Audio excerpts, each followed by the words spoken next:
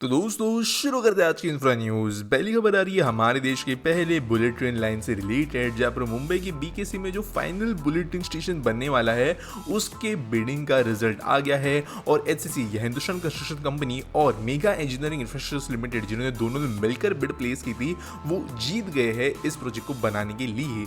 तो total 3681 crore rupees का ये कॉन्ट्रैक्ट है और ये एक टर्मिनल स्टेशन है। बेसिकली यहाँ पे खत्म होगी बुलेट ट्रेन मुंबई में आकर।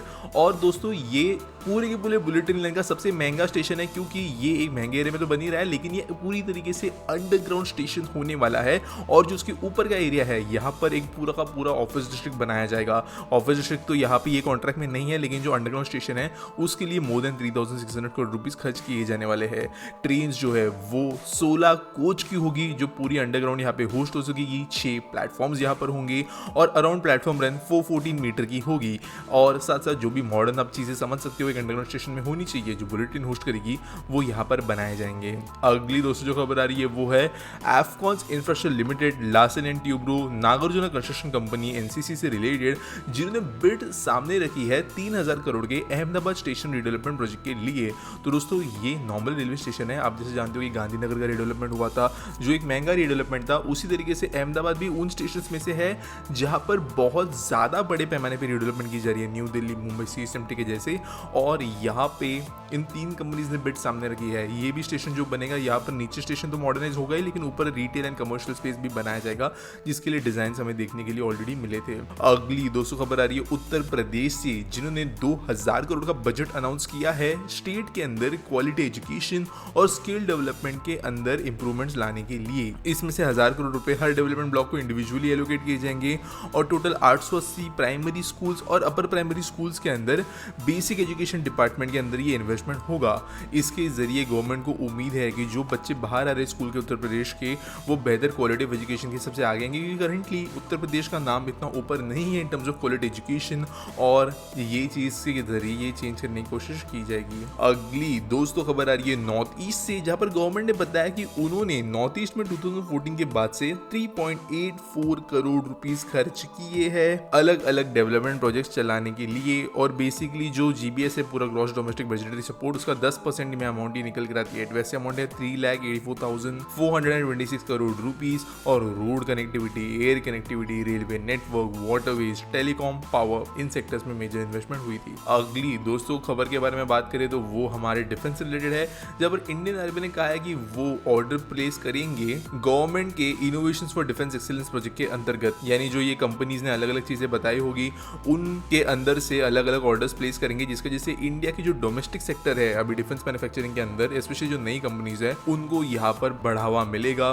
और अपना काम वो बेहतर तरीके से कर पाएंगे। फिर चाहे वो इंटीग्रेटेड मोबाइल कैमोफ्लेज हो, मैकेनाइज्ड फोर्सेस के लगने वाली चीजें हो, या एरोस्पेस सेक्टर के अंदर की चीजें, अलग अलग चीजें यहाँ पर प्रोक्योर की जाएगी। अगली दोस्तों जो खबर आ रही है वो है महाराष्ट्र से, जहां पर फाइनली अप्रूवल मिल गया है 174 किलोमीटर लंबे जालना मानमाड रोड के लिए 130 किलोमीटर पर आवर की स्पीड्स को परमिट करने के लिए। दोस्तों आप सब जानते हो कि जो इंपॉर्टेंट रूट्स है हमारे देश के अंदर, मुंबई, अहमदाबाद, राजस्थान, दिल्ली, मुंबई से लेके कोलकाता का रूट, साउथ में कुछ रूट्स वगैरह है, यहाँ पर ट्रेन स्पीड्स को जनरल बढ़ाने के लिए ट्रैक अपग्रेडेशन किए जा रहे हैं, फेंसिंग की जा रही है, बेहतर तरीके के आप कह सकते हो स्टेशन या डिजाइनिंग की जा रही है। और यही पर जो 174 किलोमीटर लंबा एक रूट था, उसका पूरा काम कंप्लीट हो चुका है स्पीड बढ़ाने के हिसाब से। टेस्ट यहाँ पर किए गए हैं जिनमें ये अप्रूवल मिला है, जिसकी वजह से 130 किलोमीटर के हिसाब से ट्रेन यहाँ पर चल पाएगी। इसकी वजह से जो एवरेज स्पीड होगी पैसेंजर ट्रेन की बिना कंजेशन के, वो 100 से 130 यहाँ पे हो जाएगी।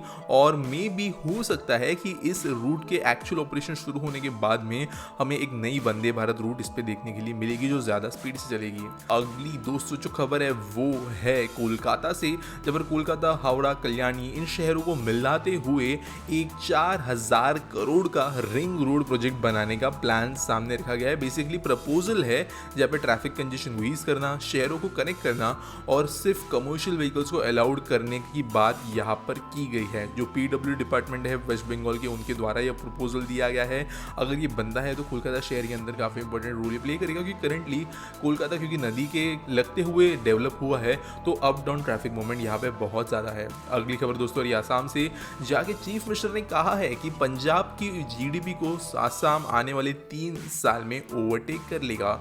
यहाँ पे दोस्तों पंजाब के अंदर जो डेट टू जीडीपी रेशियो है वो बहुत ज़्यादा है। आसाम के अंदर जो ये रेशियो है वो उनसे ऑलमोस्ट आधा है, ऑलमोस्ट 5% से कम है।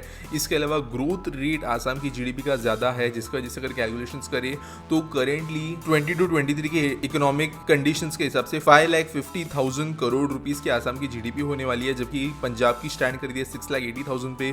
तो अगर चीज़ें ऐसी चलती रही तो आसाम पंजाब को ओवरटेक कर लेगा। अगली दोस्तों एक खबर आ रही है one of the most important station development project से, जो है मुंबई का Chhatrapati Shivaji Maharaj station development project. और यहाँ पे 4 कंपनीज ने बिड सबमिट की है इस 1800 करोड़ की रिडेवलपमेंट को करने के लिए।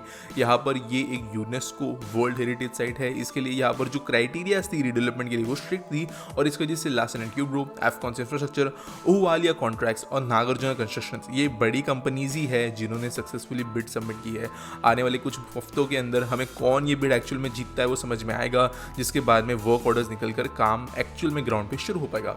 आज के आस्क पीटी सवाल के बारे में बात करें तो डार्क सोल पूछते हैं why government is not redeveloping old Delhi. तो देखो यार, गवर्नमेंट का काम किसी भी एरिया को रीडेवलप करना होता नहीं है, वो नेचुरली और ऑर्गेनिकली ही होता है। हम चाइना नहीं है जहाँ पर गवर्नमेंट एक रात में जो है पूरा का पूरा शहर निकाल के डिस्ट्रॉय करके वहाँ पे अपनी मर्जी से कुछ भी बना सकते हैं। पुरानी दिल्ली की बात करिए, किसी भी शहर के पुराने कंजेस्टेड एरिया की बात करें तो वो डेवलप अपने समय के हिसाब से हुआ था, अपने तरीके से हुआ था। अब वहाँ पे हजारों लोगों की प्राइवेट प्रॉपर्टीज हैं, वहाँ पर कई सारे बिजनेस चलते हैं, वहाँ पर बिना किसी रीजन से सिर्फ एस्थेटिकली चीजें सही दिखनी चाहिए। इसके लिए गवर्नमेंट जाकर हजारों लोगों से नेगोशिएट करना, वहाँ पे लैंड एक्विजिशन करना, वहाँ पे एक प्लान बनाना बिना बिजनेस को इफेक्ट किए, वो बहुत मुश्किल होगा। हाँ, गवर्नमेंट अगर कंजेशन के इश्यूज होते हैं, ट्रांसपोर्टेशन इश्यूज होते हैं, हेल्थ हैजार्ड्स होने के चांसेस होते हैं, उस समय पर कुछ स्टेप्स ले सकती है या फिर कुछ ऐसे स्कीम्स इंप्लीमेंट कर सकती है जिसकी वजह से फ्यूचर में वो चीज़ें जब ऑर्गेनिकली हो तो बेहतर हो। फॉर एग्जाम्पल, अब जैसे नई बिल्डिंग्स बन रही है तो उनके अंदर गवर्नमेंट रूल्स कंपलसरी कर देती है कि पार्किंग एक्सेट्रा होनी चाहिए, एक्सेसिबिलिटी होनी चाहिए, फायर सेफ्टी होनी चाहिए। तो ऑटोमेटिकली एक 20, 25, 30 साल के साइकिल में जब चीज़ें रीडेवलप होती है तब वो बेहतर स्टैंडर्ड से होती है, और जैसे जैसे कंट्री प्रोग्रेस करती है वैसी चीज़ें होने लगती है। और आपको देश के कई शहरों के अंदर अब ये भी नजर आएगा कि 20-30 साल पुराने एरियाज जो अब रीडेवलप हुए वो थोड़े बेहतर बन रहे हैं। सेम चीज़ ओल्ड दिल्ली के साथ में भी होगी। गवर्नमेंट खुद से जाके ज़बरदस्ती चीज़ नहीं कर सकती अनलेस एंड अनटिल एक बहुत ज़्यादा कॉर्पोरेटिव ऑपरेशन वहाँ पे हैंडल ना किया जाए इस पूरे के पूरे सिनेरियो के अंदर। उम्मीद करता हूँ आपको सवाल का जवाब मिल गया होगा। आपके पास कोई सवाल है तो अब नीचे #AskPT के साथ में मुझे वो पूछ सकते हो। मैं भी अगली वीडियो में आपका सवाल का जवाब में दूँ। आपको अगर न्यूज़ सबमिट करनी है तो उसके लिए आपको डिस्क्रिप्शन में एक लिंक मिल जाएगी और आपको उसके लिए क्रेडिट भी मिलेगा। बाकी वीडियो आपको अच्छा लगा होगा तो लाइक करना, सब्सक्राइब करना हमारे चैनल को, और मिलेंगे अगले वीडियो में।